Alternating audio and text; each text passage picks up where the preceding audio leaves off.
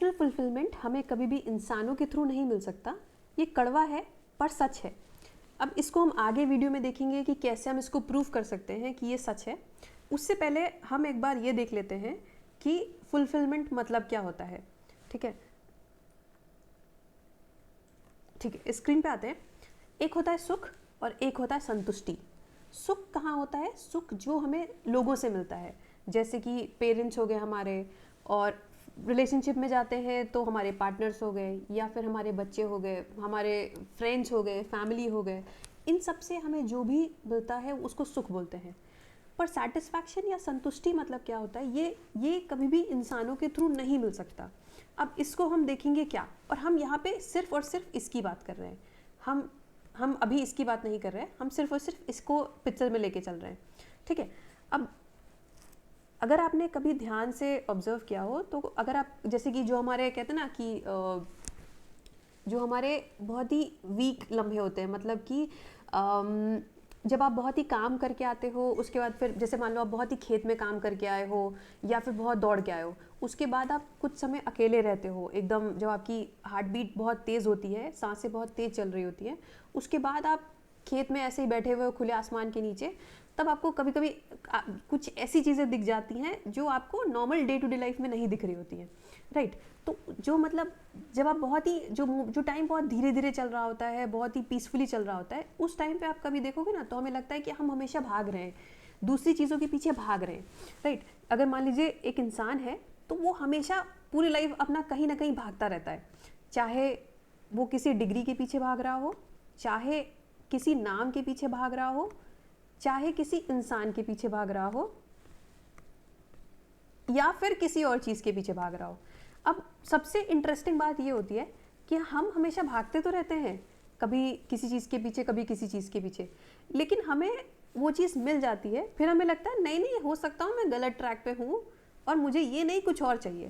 जैसे मान लो अगर आपके पास घर नहीं है तो आप क्या करोगे? पहले घर के पीछे भागोगे कि घर होना ही चाहिए, आप भागोगे उसके पीछे। जब वो घर आ जाएगा तो आपको कुछ महीने के लिए तो बहुत अच्छा लगेगा, ये इसेंशियल्स है। अब यहाँ पे इंपॉर्टेंट ये बात है कि ये इसेंशियल है, अगर नहीं होगा तो आपको ज़्यादा दुख होगा, बट अगर है तो आपको कुछ महीने के लिए बहुत अच्छा लगेगा, फिर ये एक टेम्परेरी बैक एंड फाइंड में चला जाएगा, मतलब आपके बैक जोन में चला जाएगा, इतना ज़्यादा आपको कुछ इफेक्ट नहीं करेगा। उसी तरह मान लो आपकी कोई रिलेशनशिप बहुत नई नई बनी है, तो स्टार्टिंग में आपको लगेगा हाँ सब कुछ जो मुझे चाहिए था वो यही है, मतलब this is the one I wanted. जैसे कहते हैं ना कि अगर आपने देखा भी हो, वो जो हिंदी मूवीज़ में स्टार्टिंग में दिखाते हैं, you are the one for me, right. जैसे से वो रिलेशनशिप जाती है, मोस्ट ऑफ द टाइम क्या होता है, वो ख़राब होती है। फिर हमें क्या लगता है, नहीं इस बंदे में कुछ प्रॉब्लम है या बंदी में कुछ प्रॉब्लम है, अब मुझे शायद इसकी तलाश नहीं थी, मुझे किसी और चीज़ की तलाश है। तो आप उस चीज़ को ढूंढने के लिए निकल जाते हो कि हाँ अब मुझे इसको ढूंढना है, जो भी XYZ, फिर आप उसके पीछे जाते हो, फिर ये भी कुछ गड़बड़ होता है, फिर आप कहीं और जाते हो। इसी तरह अगर मान लो आप अपने किसी पोजीशन के पीछे भाग रहे हो, पोजीशन का मतलब है, पोजीशन का डायरेक्टली लिंक होता है रिस्पेक्ट के साथ, मतलब आपके नाम के आगे एक्चुअल में लगा क्या है, आप कहाँ काम करते हो, वो चीज़। जैसे आप कहीं भी काम करते हो ना तो आपका पैकेज पूछाता है कि रिश्तेदार सबसे पहले क्या पूछते हैं, आपका पैकेज क्या है।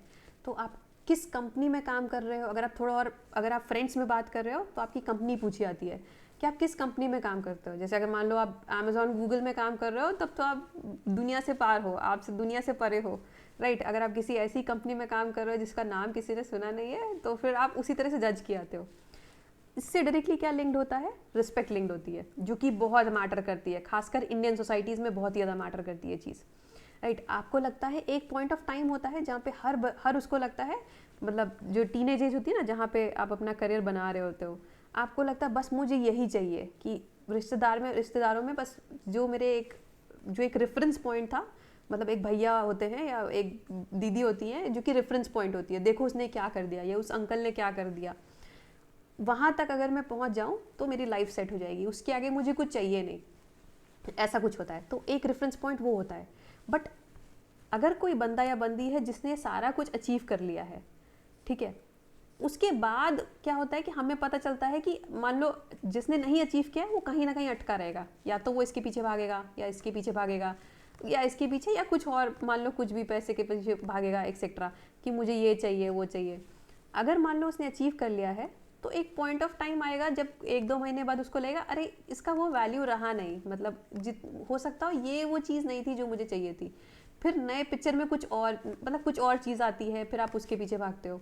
अगर आप इंटेलिजेंट इनफ हो तो आप यहाँ पे ही देख लोगे कि अच्छा मैं कब से भाग रहा हूँ, मुझे इतना टाइम हो गया है पर अभी तक कुछ हुआ नहीं, राइट, अभी तक वो चीज़ मुझे मिली नहीं जो मुझे चाहिए थी। तो यहाँ पे जैसे आप इस स्लाइड में देखोगे ना कि ये वीडियो टोटली इसी पर डिपेक्टेड है कि ये लड़की है जिसने अपनी आत्मा या दिल जो भी कह सकते हैं पूरा, मतलब जो इस एक बहुत ही इमोशनल, हैवी इमोशनल पार्ट है वो हाथ में लेके खड़ी हुई है और अपने पेरेंट्स से या फिर फ्रेंड से या फिर फैमिली मेम्बर से या फिर अपने पार्टनर से वो सोचती किसको मैं दूँ, किसको मैं अपना वो करूँ, कि मतलब किससे मैं शेयर करूँ ताकि मुझे वो चीज़ जो मिसिंग है मेरे अंदर, जो फुलफिलमेंट मैं मिस कर रही हूँ, वो मुझे इनमें से किसी में मिल जाए, राइट। ठीक है, हम आगे चलते हैं। तो होता क्या है, मान लो ये लड़की जो है ये अपना दिल निकाल के, टेक्निकली तो ऐसा होगा नहीं, ये दिल का मतलब यही हुआ कि आप अपना मेंटल एस्पेक्ट किसी को दे रहे हो, ठीक है, इस बंदे को देने की कोशिश कर रही है। अब जैसे मैंने कहा आप दिल तो वैसे भी किसी को दे नहीं सकते या दिल में चोट तो लगती नहीं है, राइट, दर्द हमेशा दिल में होता है लेकिन दिल तो कभी ऐसा आप दे नहीं सकते। आप हमेशा अपना पीस ऑफ माइंड देते हो। मतलब क्या है, अगर इसको भी आप देखना चाहो तो जब भी आप किसी को, मान लो या आप हो, आप क्या कर रहे हो, आप अपना दिल निकाल के किसी को दे रहे हो। अब इन शॉर्ट आप अपना दिल नहीं दे रहे हो, आप अपना दिमाग का एक हिस्सा दे रहे हो, या कह सकते हैं अपने, अगर इसको और प्रिसाइजली बोलें तो आप अपना अटेंशन स्पैन किसी को दे रहे हो। इसका प्रूफ क्या है कि अगर आपने दिल किसी को दिया होता और ब्रेकअप हो गया होता तो वो दिल लेके आपका तोड़ के चला गया होता तो वापस कैसे आपको दिल मिलता।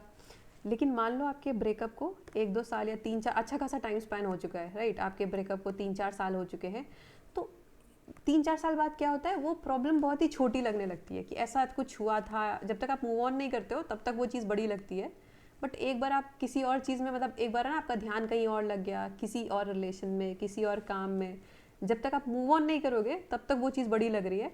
उसके बाद आपको लगता है ये तो प्रॉब्लम बहुत छोटी थी, या ये ऐसा था, मुझे वो उस समय ऐसा था।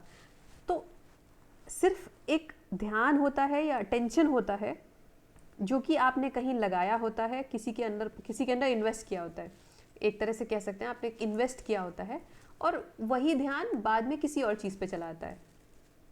तो वो जो आपका ये ब्रेकअप हुआ था वो बैकड्रॉप में चला आता है, पीछे चला आता है, आपको याद भी नहीं रहता कि अच्छा ऐसा कुछ हुआ था, जब तक कोई याद ना दिलाए। तो टेक्निकली आप एक पीस ऑफ माइंड अपना, या फिर कह सकते हैं अपना अटेंशन स्पैन किसी को दे रहे हो, राइट। अब इस यहाँ प्रॉब्लम क्या है कि ये जिस बंदे के हाथ में आप अपना जो स्टेट ऑफ माइंड है या इमोशनल एस्पेक्ट, अपना एक भारी भरकम इमोशनल एस्पेक्ट उस बंदे के हाथ में रख रहे हो, ठीक है, उसके अलग अलग इमोशंस होंगे, कभी वो गुस्सा होगा, कभी खुश होगा, कभी ये, कभी वो, कभी नाराज़ हो रहा है, अलग अलग इमोशंस फेजेस हैं। ये बार है उस इंसान के मेंटल स्टेट का, सिर्फ एक दिन का, क्योंकि एक दिन में ही बहुत सारे इमोशंस आते हैं, राइट। और यहाँ पे ये उसका बार है, और यहाँ पे कहीं आप इमेजिन कर सकते हो आपका बार है। मतलब अगर आप देखो तो ये उस बंदे का इमोशनल स्टेट है जो कभी खुश हो रहा है, कभी दुखी हो रहा है, कभी नाराज़ हो रहा है, कभी इरिटेट हो रहा है, कभी एंग्शियस हो रहा है, कभी कुछ हो रहा है, और ये आपका इमोशनल बार है। सेम आपके साथ भी है, सेम इमोशंस है, बट कभी कुछ हो रहा है, कभी कुछ हो रहा है। मतलब कभी आप खुश हो रहे हो, कभी दुखी हो रहे हो, कभी किसी ने बोल दिया, कहीं किसी से लड़ाई हो गई, कुछ हो गया, कुछ आपके दिमाग में चल रहा है, ठीक है। तो ये मान लो उसका है यू और ये आपका है आई, ठीक है। अब प्रॉब्लम क्या है, उसका इमोशनल स्टेट ये है और आपका इमोशनल स्टेट ये है, ठीक है। अब मान लीजिए आपने अपना जो एक भारी भरकम इमोशनल एस्पेक्ट है, या आपने अपनी रिस्पॉन्सिबिलिटी उसको दे रखी है, उसका ऑलरेडी एक शेकिंग फेज में है। मतलब कुछ ऐसा नहीं, जैसे मान लीजिए इसको समझने के लिए आप समझो, ठीक है, अगर कोई चीज़ नीचे ठोस है तभी तो उसके ऊपर कुछ ऐसी चीज़ रखी जा सकती है जो कि, मतलब आपको एक ठोस बेस चाहिए। जैसे धरती फ्लैट है या बहुत ही ठोस है तभी तो उसके ऊपर घर बनता है ना, तभी जब अर्थक्वेक आता है तो वो सब कुछ गिर जाता है या फिर सब कुछ शेक करने लगता है। अगर मान लीजिए ये धरती, मतलब ये धरती जो होती है वो तरल पदार्थ होती है, मतलब जैसे समुद्रों में होता है, तो इसके ऊपर कुछ ऐसा नहीं रख सकते ना जो कि कुछ ऐसा नहीं रख सकते ना जो कि मूव ना करे। तो मान लीजिए अगर बेस ही स्ट्रांग नहीं है, ये मतलब मान लीजिए बेस ही स्ट्रांग नहीं है तो उसके ऊपर जो भी होगा वो भी स्ट्रांग नहीं होगा। ये उस बंदे के इमोशंस हैं जिसको आप पसंद कर रहे हो, ठीक है, ये उसके इमोशंस हैं, इसको हम डिफिक करते हैं एक्स से, ठीक है, और ये आपके इमोशंस हैं जिसको हम आई से डिपिक्ट करते हैं, ठीक है। अब ऐसा कुछ अगर स्टेबल नहीं है तो ऊपर जो भी रखा होगा, जो चीज़ मतलब टिका हुआ है वो भी अनस्टेबल होगा। यानी अगर वही बंदा अगर पूरी तरह से स्टेबल नहीं है, जो कि कोई नहीं होता, क्योंकि हर किसी के अंदर सारे इमोशंस अलग अलग समय में आते हैं।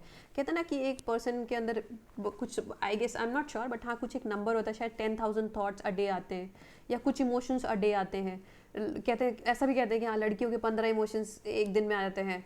तो अगर ऐसा कुछ है तो एक तो वो बंदा अनस्टेबल है या उसके इमोशंस फ्लक्चुएट कर रहे हैं, आपके इमोशंस अलग फ्लक्चुएट कर रहे हैं, ठीक है, इधर जा रहा है, उधर जा रहा है, कहीं और जा रहा है, ठीक है। आप मतलब कभी आप ये सोच रहे हो, कभी वो सोच रहे हो, कभी आप हंस रहे हो, दुखी हो रहे हो, और साथ में सेम उस बंदे के साथ हो रहा है, वो भी कभी मतलब खुश हो रहा है, कभी हंस रहा है, कभी रो रहा है। तो एक तरह से दो अनस्टेबल चीज़ें एक दूसरे के ऊपर शेक करके रह रही हैं। तो मतलब स्टेबिलिटी कैसे, तो स्टेबिलिटी पे बहुत बड़ा क्वेश्चन मार्क है। इसका मतलब जैसे ये ना कि एक सरफेस है जो कि मूव कर रही है और ये दूसरी सरफेस है, तो होना क्या है, टोटल तबाही होनी है, क्योंकि दोनों ही एक मूव कर रहे हैं तो दोनों ही तबाही होने वाली है। तो इस पॉइंट ऑफ व्यू से कि स्टेबिलिटी पे बहुत बड़ा क्वेश्चन मार्क है कि स्टेबल क्या है फिर। अगर कुछ भी ठोस नहीं है तो आप नहीं एक्सपेक्ट कर सकते ना, क्योंकि जैसे कि अगर आप कभी समुद्र या फिर नदी में गए हो तो वहाँ पे लहरें बहुत तेज होती हैं, कभी कुछ स्टेबल नहीं रहता। जो बोट होती है, अगर आप एकदम मिड में जाओगे ना तो बोट हमेशा हिलती रहती है या फिर ऐसे करती रहती है, खासकर तूफानों में। तो नीचे का सोर्स तो स्टेबल नहीं है, वो मूव कर रहा है, वो बंदा तो मूव कर रहा है, आपके इमोशंस तो फ्लक्चुएट हो रहे हैं। तो इसमें बहुत बड़ा पॉइंट है कि आप एक्चुअली स्टेबल कब रहोगे, मतलब आप एक्चुअली कब मानोगे कि हाँ आप सेन मोड में हो। इसीलिए मोस्ट ऑफ द लोग इनसेन मोड में रहते हैं मोस्टली, राइट। अब या फिर इसको डिपिक्ट करने के लिए ये एक है, जैसे ये एक नीचे है, ये भी मूव कर रहा है और इसके ऊपर ये, तो होना क्या है, टोटल डिस्ट्रक्शन होना है। इस वजह से ये है कि आप कभी भी जो फुलफिलमेंट आप ढूंढ रहे हो वो किसी और पे डिपेंड होके नहीं कर सकते। मतलब एक तरह से कहा जाए तो एक आपका बहुत बड़ा फिल्ट्रेशन हो गया। फिल्ट्रेशन क्या हो गया कि आप कभी भी किसी इंसान के ऊपर इतना डिपेंडेंसी या इतना वो नहीं कर सकते, इतना ब्लाइंड ट्रस्ट नहीं कर सकते कि बोलो हाँ यही मुझे पूरा करेगा। जैसे होता है ना कि made in heaven, 2 souls 1 body, something like this, sorry मतलब ऐसा कुछ होता है ना, 2 bodies 1 soul। तो वो कॉन्सेप्ट मुझे लगता है उसके ऊपर बहुत बड़ा क्वेश्चन मार्क है, क्योंकि कभी भी आप किसी के ऊपर इतना डिपेंडेंसी नहीं कर सकते या इतना आप वो चीज़ नहीं ढूंढ सकते जो आप वो चीज़ आपको मिल ही नहीं सकती जो आप ढूंढ रहे हो किसी और में, जस्ट बिकॉज आपको एक प्रॉपर स्टेज चाहिए, एक ठोस स्टेज चाहिए, कोई ठोस बेस चाहिए जिसके ऊपर आप टिक सको। वो ठोस बेस कोई और इंसान तो नहीं हो सकता, क्योंकि जो आपके अंदर है वो सेम उसके अंदर है। जितना डर, जितना कलेश, जितना फ्रस्ट्रेशन, जितना एंगर इश्यूज, जो कुछ भी आपके अंदर है वो सब उस बंदे या बंदी के अंदर भी है। तो दो नेगेटिव्स मिलके एक पॉजिटिव तो नहीं बना सकते ना। मतलब कोई मान लीजिए आपको बहुत शांत दिख भी रहा है, फॉर एग्जाम्पल आप बोलते हो सामने वाला बंदा या बंदी बहुत शांत है, आपने उस पर प्लस का साइन लगा दिया कि ये पॉजिटिव है, मैं नेगेटिव हूँ, बट आपको इन जनरल तो ये भी मतलब होगा ना कि सेम हो सकता हो बंदा या बंदी शांत दिख रहा हो, बट बेस तो सबका सेम है ना, नेचर तो सबका सेम है ना, इश्यूज आएंगे तो सबके पास सेम आएंगे ना। मान लो ये हो सकता है कि वो बंदा या बंदी एक्सप्रेस नहीं कर रहा, बट इसका ये मतलब बिल्कुल भी नहीं है कि उसको वो चीज़ फील नहीं हो रही या वो चीज़ उसके थ्रू एक्सपीरियंस नहीं कर रहा। मतलब हो सकता है वो अंदर ही अंदर फ्रस्ट्रेट हो, लेकिन आपको ऐसा दिखा रहा हो, या फिर मतलब इन शॉर्ट हो सकता है उसने सीखा हो ऐसे कि ऐसा करना रहता है कि वो बहुत शांत है या बहुत ही ज़्यादा सेन मोड में है, जबकि हो सकता है अंदर उसकी वॉट लगी हो। और ये सबसे ज़्यादा खतरनाक सिचुएशन होती है, क्योंकि यहाँ पे डुअलिटी क्रिएट होती है, आप हो कुछ और दिखा कुछ और रहे हो। तो इसमें सबसे ज़्यादा कन्फ्यूजन बॉडी और माइंड के लेवल पे यहाँ पे क्रिएट होती है। आपके कुछ भी क्वेश्चंस हो या आपको लगता है कि कुछ और इम्प्रूवमेंट चाहिए या फिर कुछ आप इसमें ऐड करना चाहते हो, सब्ट्रैक्ट करना चाहते हो, तो प्लीज़ अपने कमेंट्स में डालिए। Thank you so much for watching.